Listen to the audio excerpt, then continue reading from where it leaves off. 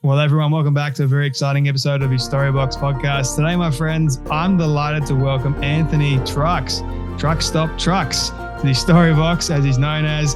He is the creator of the shift method to help people close the identity gaps, which I think is really, really important in today's society. People are struggling a lot with their identity, which we'll no doubt get into during this conversation. He's a best-selling author at that, and he's responsible for the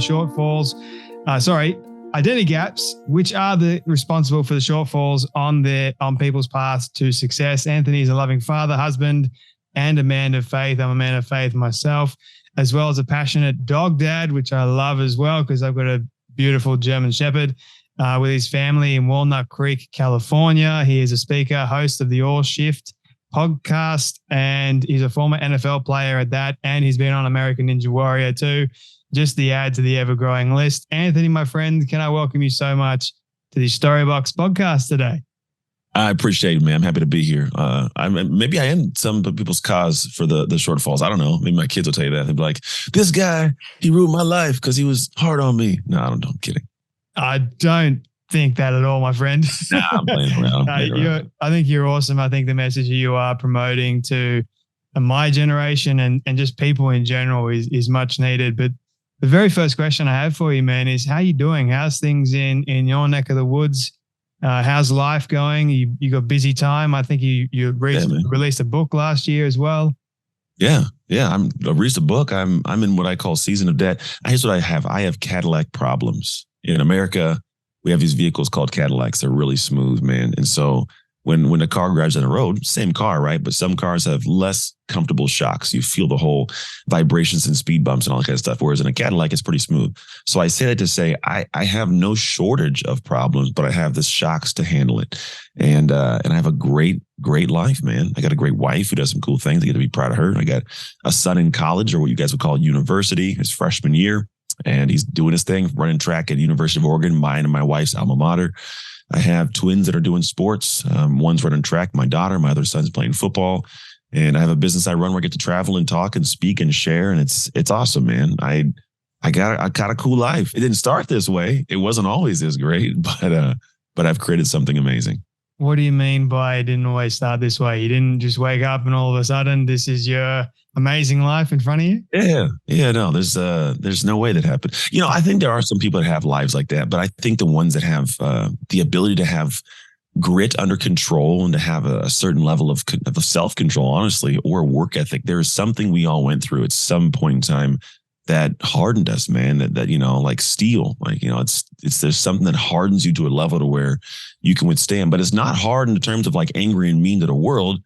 I feel like I can go into the world looser now because all the things that have kind of tried to knock me down didn't. So because of that, I'm like, I can survive a lot. So I'm gonna go take on a lot. Because if it does touch me in a negative way, I can handle it. And that it comes from childhood, it comes from business stuff, sports stuff, life stuff, all of it. But at this point in time, I've wrestled enough bowls, man, where I can feel comfortable getting into the pen. You have been through a lot. I mean, if anyone hears your story or reads your story from your books, anyone would know straight away that you've been through hell and back. And this kind of leads into one of the questions I did want to ask you. Why not start early on, right?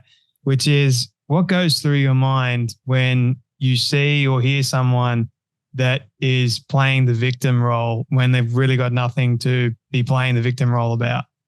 Yeah, there's two ways you can approach that. So there are people that have a certain level of, we'll call it, everybody's level of difficulty is relative to them, right? So there's some people that'll, woe is me, this is all the end of the world. And part of me, we'll call it the more abrasive, we'll call it less compassionate, less empathetic Anthony, the former professional football player Anthony, goes, suck it up, shut up. That's nothing. Can you just get going? Like, we don't need to hear that. Just go to work, right? And there's a place for that guy. There is a place when that needs to exist. If you're in a situation where maybe something's on the line, your career's on the line, your family's on the line, your health's on the line, you can make a bunch of excuses, but that guy's going to go, bro, shut up. Look what you have to lose if you don't figure this out. I don't care. Find a way, right? And then there's the other person that has more compassion, more empathy, and he goes, all right, I get it. Everybody's difficult is relative to their experience, which means that something for me that's like, suck it up, what are you doing? For them could be debilitating.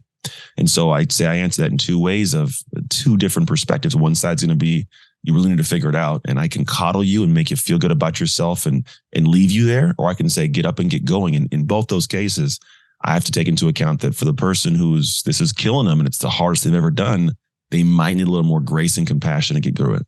Why do you think some people do end up playing the victim? It's easy, man. Easy way to go. Because if you're the victim, you had no control. It was, it all happened to me. And I got, it's easy. You could sit down and you could blame. You can have an excuse to not have to work hard, right? It can be a whole bunch of different things. So because of that, it's the easy path to go. And it almost allows you to feel justified to continue doing what you're doing or staying in that place without getting out of it. This happened to me. It's why I'm here. Well, you've been there for 13, 14 years. You think it's time to get up? Maybe, but if they continue to keep having that be the thing, then that's what ends up happening. People stay in that pathway and they get stuck. It's unfortunate. So yeah, I think the victim role is easy to play. Both it's a quick blame game and it's also less active energy, dispelled by the person who's in that position to have to fix it. Have you ever played the victim role? Nah, man. I don't think I have. I think because I grew up I was given away as a kid in foster care. So I had to deal with a lot as a kid. And there's a point in time when I realized that if I'm going to get anything, it's going to come from the work I do. It doesn't matter what's happened, who's done what, because they're not going to come back and save my life. Like I had this natural realization. And there's a point in time when I went from being like a horrible athlete, not so good. I just want to be great. And people go, well, what was the thing that got you there? What made you believe you could succeed? And I go, I didn't believe I could succeed. All I believed was if I don't do anything, I have to keep this as my life. Yeah. There's only one path. And so there wasn't this thought of like, it's them and they did this and it's, they should be blamed for it's why I'm doing this. It was not like, I don't like the life the way this is. They're not going to come back and help me. I don't see anybody coming to help me. Well, I better figure it out. And so because of that, I press forwards. I think it all comes down ultimately to a choice for the individual person. And it also comes down to how you were raised as well. Yeah. So for me, I think I've been through a lot myself in my own life. Nothing really compares. I don't think we should compare it to each other's stories. But the fact is, the more challenges you go through, the more likely you are not to play the victim if you choose not to. And like if you see it, and I grew up seeing people that played the victim where they got them, as well as people that didn't play the victim and where they got them as well. And I'd much rather not play the victim and then make the choice to get myself out of it, which I have done many, many times. It is far better. It's a far better alternative than wallowing in self-pity and misery because no one wants to hang around you either.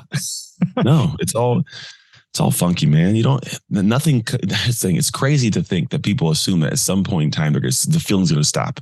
I'm going to feel like this. And at some point it'll just pass. And all of a sudden, nah, man, it's a suffering. And I've always believed that at one point somebody told me this. The guy used to be on, what was he on? It was an old school show called American Gladiator. His name was Turbo, I think. And he goes, action ends suffering. And I was like, that's a beautiful one because it does. Any moment of suffering you're in, there's going to be a collection or a singular action that ends it. It may not be the first one. It might be in a couple, right? But the truth is, as long as you sit there, you stay there. And so there's going to be some moment where you have to take an action when no part of your emotional soul feels like doing it. But it's the only way to end the suffering. And so where people, they cast blame and they play the victim, there's no need in your mind to go, I got to take an action. I can just sit here. Yeah, they much rather, whatever comes easy, bring it on. I don't want any pain. I don't want any struggle. The fact is, that's not really reality. That's not life. No, some people may have less pain and less struggle than others. Mm-hmm. And I think that the more that you have pain, the more struggle that you have, the better you are and the more appreciation you have for life. And I think we've got to get more comfortable with that. And I think we're given, If you think about the value of something comes back past the amount of effort it took to get it, right? So back in the day, aluminum was incredibly hard to get out of the rocks and everything. So aluminum used to actually be more valuable than gold. But at this point in time, we have a bunch of different ways to get aluminum outside of these rocks. So the value drops. It's hard to find gold. Gold has value. Reason it has value is it's hard to find gold, right? There's actually all the gold on Earth, I think there's enough to fill one Olympic-sized swimming pool. Oh. All the gold on Earth that's been ever collected in the history of time, there's only ever been enough to fill literally fill the swimming pool, Olympic size. A lot of gold, obviously, but it's so the value of it's high. So when you talk to that, it's like, yeah, when you do hard things, the difficulty creates the value. I've done this thing. It took so much of me to do it. That's why it now holds value to me. It's why people call it sentimental value, because it might not have transactional value, but my marriage has sentimental value, right? I don't know, let's call it the weight that my dad gave me when I was a kid that I've used for years, like that gives me sentimental value because of the work done with it. So it's what you do in terms of effort given that creates the value in the back end. What's the hardest thing you've ever had to go through or ever had to do? Oh, man. What's the hardest thing I've ever had to go through? There's a lot of things, dude. The hardest thing I had to go through was the navigation of my marriage falling apart and my family breaking up. Because growing up, I didn't have, my blood family. I had a family and I love my family, but I didn't have that blood family. So there's that thing missing. And so for me, when I had my 3 kids and I had my wife and then I was looking at it all fall apart, hardest thing, I didn't want to live anymore. Genuinely, I was like, I'm done with this thing called life. This is what it is. I don't want any part of it. And that was it. And having to go through like this long, enduring, painful fog of life of like, this is getting up every day, going through the process, my soul's being drained. Here's the crazy thing. I owned a gym at the time. And I would have to, imagine this. I have no happy in me. There's no joy. There's no peace. There's nothing. There's no happy. And I would go to a gym for between 4 to 8 hours a day and be happy for everybody. You got this, Tim. Hey, get after it, Kim. Here we go. Hey, Dylan, let's go to work. Like hey. And I don't know where it's coming from. No clue. And I would get in my car at the end of a day and it would take me an hour just to start it because I was so empty. And so like that was the space I was in, was just empty, man, heavy. And it was hard just to live life at those moments. A false sense of happiness, right? In a way. Yeah, it's not there. And you need that, bro. You got it. If you don't got happy, like I'm happy right now. I hope you can tell I'm happy. But when you don't have happy, man, life is hard. And the crazy thing is like you don't get to avoid hard. I think that's the thing that's interesting is when I say life is hard, well, we talked about hard things gives you value. It makes you feel good about this thing. So logic would tell you don't get to avoid hard. You get to choose your hard. I can do the hard thing on my own preemptively because I choose it. And then I get the pride in the back end and I get to avoid hard later. Or I do whatever I'm doing and I run into hard that's not my choose and that's more difficult later. And so you have to choose proactively the hard you want so you don't have to face the hard you don't. Yeah, that's a good point, actually. I like that. Because, either way, you're going to have to face up to it. You can run away from it. You're still causing more pain, or you face up to it. But on the other side, there's guaranteed peace, happiness, love, and prosperity until you go through it the next time. There's also strength. And not a lot of people realize that either. They're much rather focused on the here and now of this pain, and they don't think that they can eventually get through it. So it's curious how you've been through all this stuff and you are where you are now. And you also mentioned that your marriage was falling apart. Oh, it fell apart. We were divorced. You were divorced.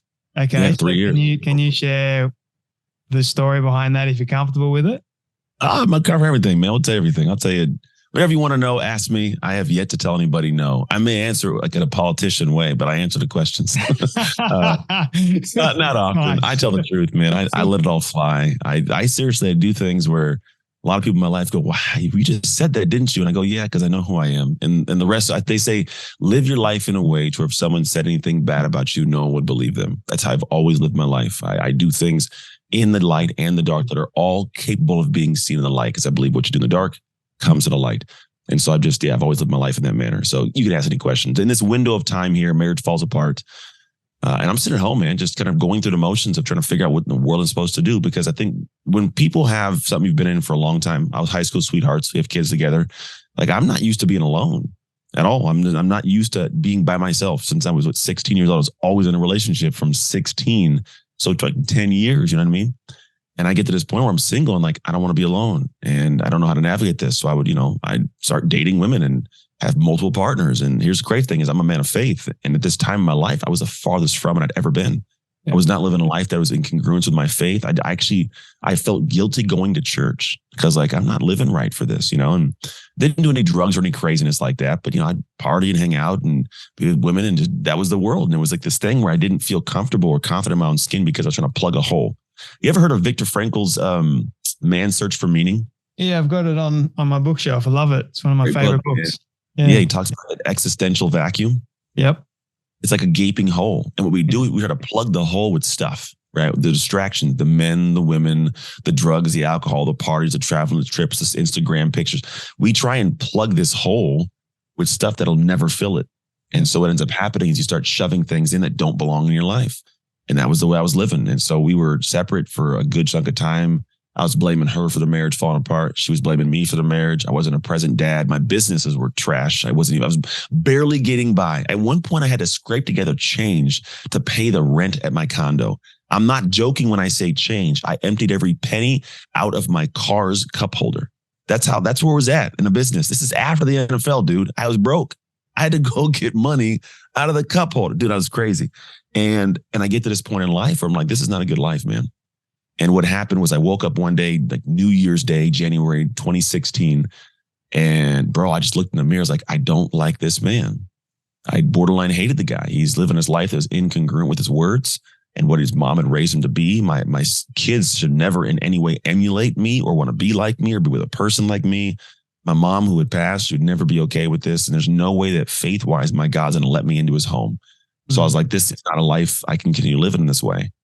And so I started working on me. I cut the people off. I made the really hard choices. I had some really tough conversations with some really interesting human beings in my life, we'll call it. And it was the most gut-wrenching like window of life, but the most critical for my growth. I can't put any other thing in my life as a moment or a window of time that creates this manic besides that January 2016 on through about the end of the year. Wow. And so that guy was built. And then here's the interesting thing. Separately, but simultaneously, my wife was doing her work. There was no awareness by me of what she was doing and vice versa. We was doing our things. I think it's just like at some point she woke up like, I'm single. I have my kids not here. I'm hungover. I have no one to call. I'm 30 years old. I don't like this. Like this is not what she wanted to do. And so she started working on her. And, in a bunch of weird turns of events, somehow, some way, we ended up making another effort and squaring it away with a lot of our loved ones and having them give us their blessing to try it again, so to speak. And now we're here around 6 years. Actually, yeah, we're like 6 years into the remarriage. Bro, it's amazing. Like it's crazy to think of how much I hated this woman's guts. Like I'm talking, I was like, if she doesn't ever come back one day, I'm cool with that. I didn't want her to die. I just wanted her never to be around my life ever again. And now like, I can't imagine a moment of my life not being married to her. Wow. That's a story, man. And speaking about Viktor Frankl, there's a part of his book, I think it's in his book from memory, I believe it is, how he talks about how man can live without sex, how he can live without drugs, how he can live without alcohol. But the one thing he cannot live without is meaning. Oh, yeah, true. Meaning in his life. And I think meaning and real meaning, that is, comes from having connection with people around us. And I think for a lot of people, if we don't have that and we go to the bottle, it becomes that vacuum. It becomes that cycle, right? Of I'm going to plug this gaping hole in my life. I did the same thing. I wasn't married, but I was dating someone at the time. And when she broke it off, I crumbled, man. I just didn't know what to do. I became depressed and I put on this big facade for everyone from the outside world to see, but inside I was dying. Yeah. And like you, I didn't want to be here anymore either. So it becomes this crisis in your life until you make the choice to get up and actually start working on yourself properly and doing what you said, asking yourself those tough questions. And really trying to figure out who you actually are as a person. And you have to. Yeah, that most important thing in life, because if you don't know who you are, I don't think you can really move forward properly. No, there's this, I think I named Tim Murphy, I believe his name is, that's had this statement. I heard it through somebody else, but I finally found out who stated it. So I give him credit. But he says, it's hard to see the label when you're inside of the jar. And I go, that's beautiful, man, because a lot of us are living lives not aware of why this jar is empty. Why this jar isn't happy? Why is this jar so dark? Why is it so sad? Why is it so negative? Why is it so whatever? And we don't realize it's because the outside label has a statement as to who you are. And until you ask yourself the question, hey, who am I? That you actually could have a mirror outside to see what that is. You go, ooh, yeah, that's why this is happening. This is where I'm responsible for it, right? You have to do that. And the crazy thing is, this isn't new information. You know, this is a weird, I look at these things I do podcast wise, and I love them because I know that someone that's on your audience is going to hear this, but I realize it's not the first time they've heard it, but man, it should be the last, you know, like it should be the last time they hear it in this manner, in this stance. And it's like, if you know somebody or you yourself are in a place where it's just heavy, you got to ask the question, where is my fault in getting here? Because we all got a fault. We even in my marriage falling apart, I blamed it on her for doing what she did and it all fell apart, right? But I look back and I go, well, I was in a position where I would leave my house every day at 6 a.m. and I wouldn't get back till 10 p.m. at night. And she had a 4-year-old and newborn twins all day by herself for 9 months, right? And it just got too much for her. I get that. So I go, damn, man, while she made a horrible choice to do what she was doing to ruin our family, for me, I go, man, it took 2 people to get her there. And I had a fault in that. I had a fault in guiding her heart to a place where it felt it needed to make a decision. And so that's the thing, is where when you can finally give yourself the clarity, it might come with ownership that hurts, but it won't start until you have a question answered of, why am I here? Where's my role? Well, some people just need reminding, I think.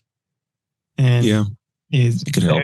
We forget pretty quickly, to be honest. Yeah. And then also, yeah, the ego fits in there too, because in people that you say we forget, and when we're reminded by somebody, because all we have is the ego, we then put the ego wall up. Leave me alone. You don't support me. You're not my friend. You don't love me. It's like, no, I love you. I love you because I'm telling you, and everybody else who's hanging out with you, not telling you, they don't actually love you. Yeah. And so there's that dynamic of, we want to push away anything that makes us feel bad. And we want to say that you don't support me. It's like, nah, man, the people who are able to tell you things, the truth of things, they love you the most. Yeah. Ego can blind us to those important truths. Yeah, it can. We got to subdue it and then do our best to get rid of it before we're able to finally see who we really are in our deepest, darkest moments, and then move forward with that grace, with that level of compassion, as you said, to ourselves. Yeah. Stop beating yourself up, being an important rule of life. Yeah, you can't beat yourself up too much. I mean, the world's doing enough of that, so you shouldn't help them. Exactly. Right, man. Yeah, but ego, his funny thing is, ego isn't always negative. There's a part of the ego that is bad, right? I think that I call it everyone's greatest obstacle. Your ego is like an armor that protects whatever's inside of it. And inside of that thing, which is yourself, there are some good and some bad. And so, but part of your ego is like, I don't know, I never feed the kids first, right? I just don't do that because whatever, just making something up. Well, then maybe you want to change that part of your ego, right? But there might be a part of your ego that goes, okay, well, I'm a phenomenal NFL football player, professional football. My ego goes, well, you shouldn't eat that. You should make sure you lift, study your playbook, practice hard, lift the weights hard, right? My ego shows up in actions that protect that identity by, no matter what's going on, I'm going to get those things done. Yep. So the ego is a tool. It's an asset to us. It's just a matter of being aware of what it's protecting and whether or not it should be protecting that part of you. Yeah. In your current relationship now, and as the father you are, you said you're 6 years into the remarriage at the moment. What have you discovered about what it means to be a real man and a real good father? The loaded question, my friend. I like it, man. Well, I'm here to learn. I'm here to learn too. That's kind of the thing, is I find that my brain works funny. Is I always have a bunch of weird stuff I put in all day, every day. I consume things. I don't even know where it goes sometimes. And then it all comes flying out of my mouth in podcasts. And I'm like, I did read that, So I think when it comes, we'll start with first being a man, right? I think there's an aspect to a man where there's part of the world says, be in touch with your emotions and be, in a space where you're not going to be the quiet man that used to say nothing. It's all alpha. And I do believe that to an extent. I do believe there needs to be a space where, as a man, you have to be able to touch base with who you are and how you feel right now. Now you can do that, but the biggest thing is when it happens, when you touch base here, the way that I think men should function in the world is different than I think women function in the world with the same knowledge, right? So if I know there's certain parts of me, I'm not happy with myself, my emotions are, women will just blurt out, put all over the place, and it's okay. But men hold a different space because I have to also be seen as a protector, as a guider, as a leader. And there are certain things where in a world where we operate, which is primarily led by men, when you put too much out, men see it as a space to enter a weakness and attack you. Yeah. So women don't get, like, some men, we're not that we don't want to share our emotions. We don't want to lose ground or put our family or ourselves at risk of attack from someone who uses a certain information as an attack on us. There's a weapon. So there's a balance, a delicate balance there. So what I think most men have to be able to do is we have to be able to have discernment to understand, I have these emotions. I get this. What do I do with them? Do I have certain confidants I talk to, a therapist? Is there someone that I can confide in a very specific, safe space to process that emotion, to go through? Because a lot of us didn't have it as a kid. We didn't have the processing of it. We're just still raw and rugged and tough. But I need to process it and understand how to operate functionally as a man in the world. And so there's that part of it. And I think there's also, if I have a stance of base and security, and I'm not very, we'll call it capricious. I'm not emotionally up and down, right? If I have an emotional control and I can control myself, I think we're in a great place as a man to be able to function in the world, because the world of men is different than the world of women. The world of men, and we're up here doing crazy things, man, physically crazy things to build the world. I got this house that I live in right now. I'm going to venture to say it was built by a man. And, and that's okay. Like but the domicile I have, the roads that are laid, there's going to be primarily men. There's going to be a lot of people doing the physical stuff that is the infrastructure to the entire society we live in that men created and built. And so there's a certain way a man has to show up in this world to be able to show up with other men, right? And so when you have that base, you have an understanding of how I think you operate. I think you have a better stance to be able to feel confident as you walk around in this world. I think that's my biggest thing, is I want my boys and myself to be able to walk around and have an understanding of what a man is and how I function in his strength and how I have my family feel comfortable with me, like that kind of thing. But I don't got to go out there and be a punk. I'm not bothering people. I'm not, who says it really well is a guy named Jordan Peterson. He talks about it's better to be a warrior in a garden than a gardener in a war. I need to have the ability to do things, but have it completely under control. That's it. So I need to have the strength to be able to handle situations emotionally and mentally and physically. I don't have to wield those weapons all day long. And then to your second question, when you have that in you, when you have that control, it's our duty to teach that to the next generation, not just of men, but also of my daughter and women, right? Mm-hmm. The strengths that men have are great strengths for humans. Women just have different ways of processing emotion, doing certain things, and the dynamic they operate in. I get that.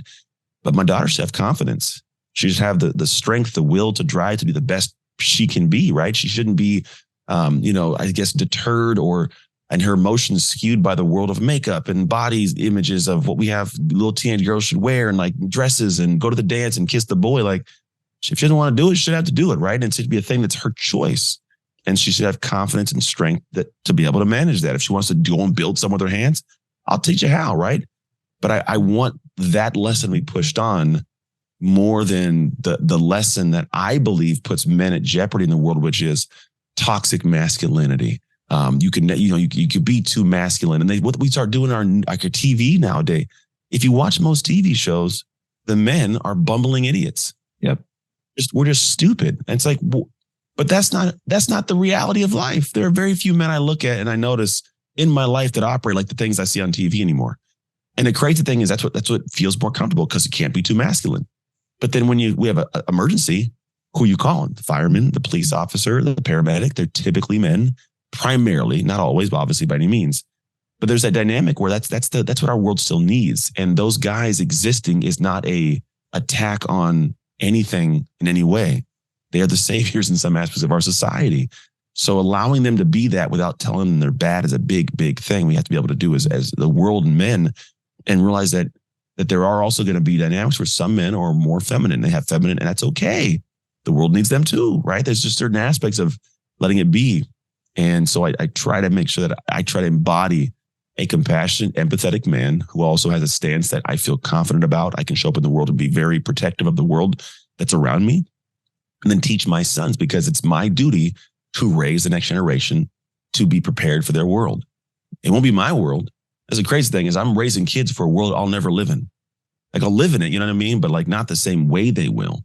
So because of that, I have to be aware that like I can't prepare for the aspects specific to that face, but I can prepare a human being to face hard things.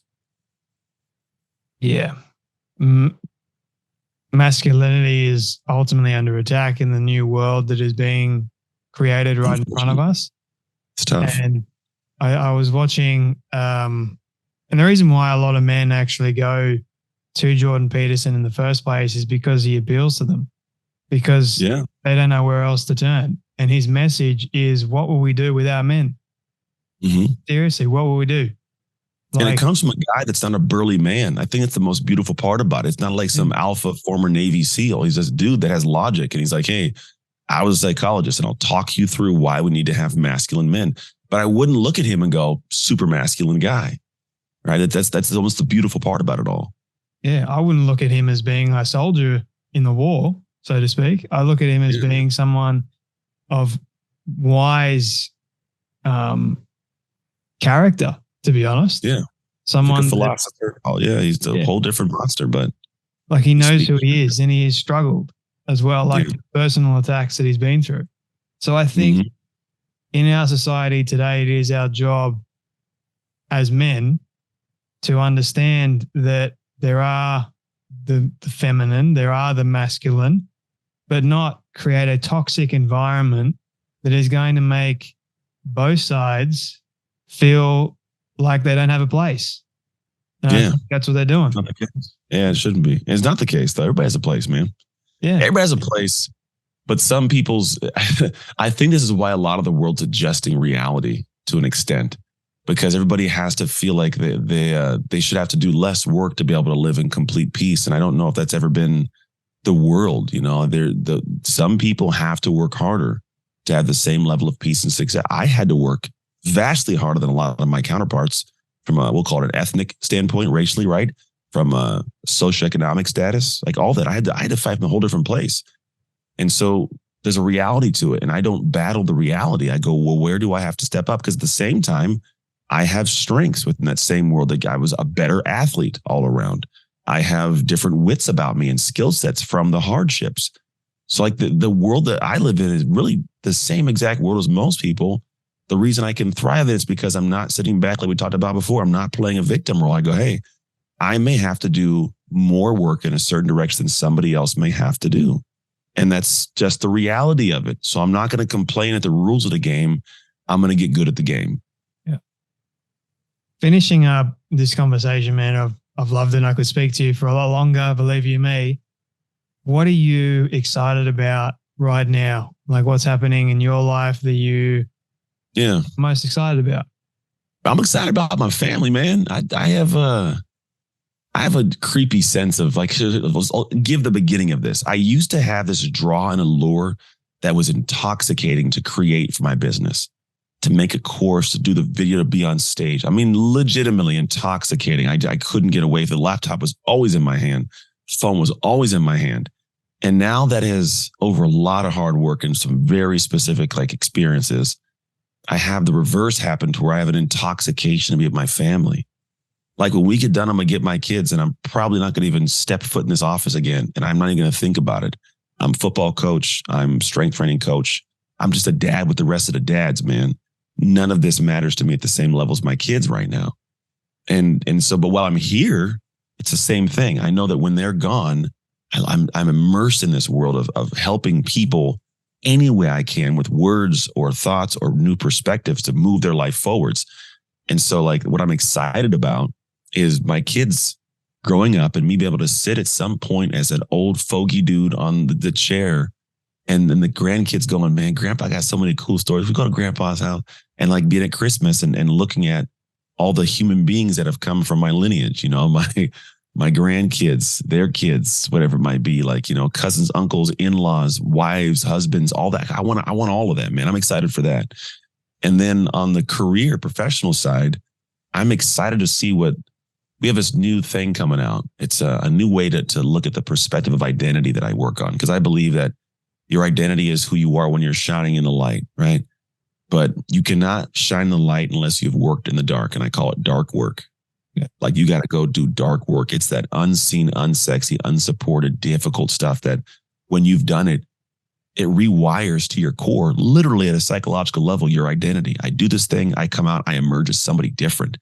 And so creating this understanding of the dark work helps reform and upgrade your identity to where you achieve that thing, but you transform to somebody wholly capable of something new. I'm excited to birth dark work to the world, to teach people how to be able to create their own dark work experience so they can shine.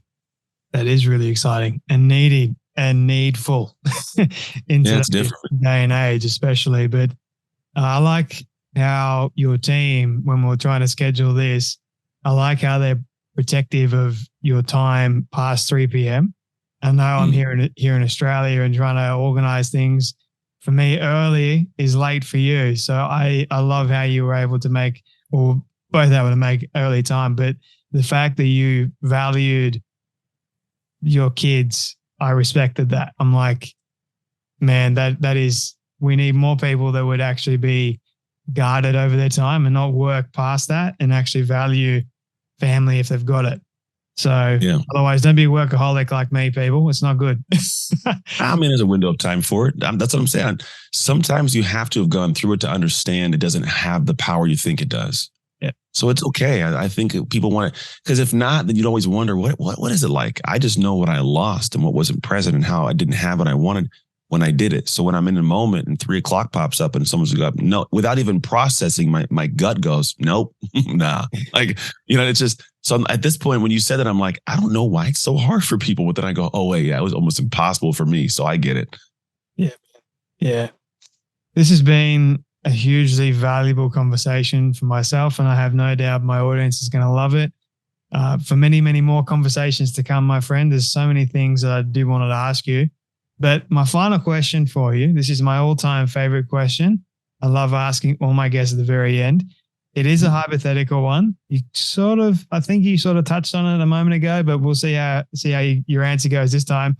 But I want you to imagine with me for a moment that you've been able to reach the age of 100.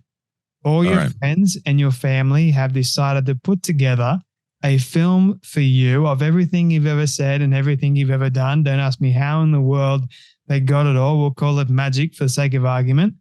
But they've been able to get it and show it to you on your 100th birthday. What do you want that film to say and to show about your life? Truckses don't show up. Truckses show out. It's a family motto, man. There's my wife, she runs college track right now at 38 with her master's already. She started her athletic clock later. My oldest son's running track at my alma mater, one of the best, it might be the best track stadium in the entire country right now, if not the world. My twins, they do what they do. I do this. I talk, I speak, I share. And my kids, I have this statement as a family, Truckses don't just show up to life. That's not who we are. We don't just show up and do things. We show out. We do the best we can in that moment. It doesn't mean we're workaholics. It doesn't mean we're, hustle monsters. But if I'm going to give my name to that, I'm going to give my energy to it. I'm going to give all of my energy and love to it. And so it's a matter of showing out, performing, doing your best. And so for me, like that would be the golden thread of my life. I've always found moments where I could have just showed up. I could have showed up to football practice and do whatever. I said, no, I want to show out. So I became a professional athlete. I could have showed up to my life in my marriage, but I said, I want to show out. I want to have a great marriage. I can show up to parenting, but I show out. I'm a coach. I'm a trainer. I'm all you can imagine for my kids when they need it. So I don't work after 3, right? I'm dialed in there. And even professionally, like when I do what I do and I get in the stage or I speak in some manner, it's not just me showing up. I'm trying to make sure I show out for the human being who'll be bettered by the words that I share from my life experiences. And so that would be my answer. Truckses don't just show up, Truckses show out. Anthony Trucks, man, thank you for showing out today, or showing up and showing out, and your wisdom, your advice, and your story, and for joining me today on the Storybox podcast. I appreciate you having me, man.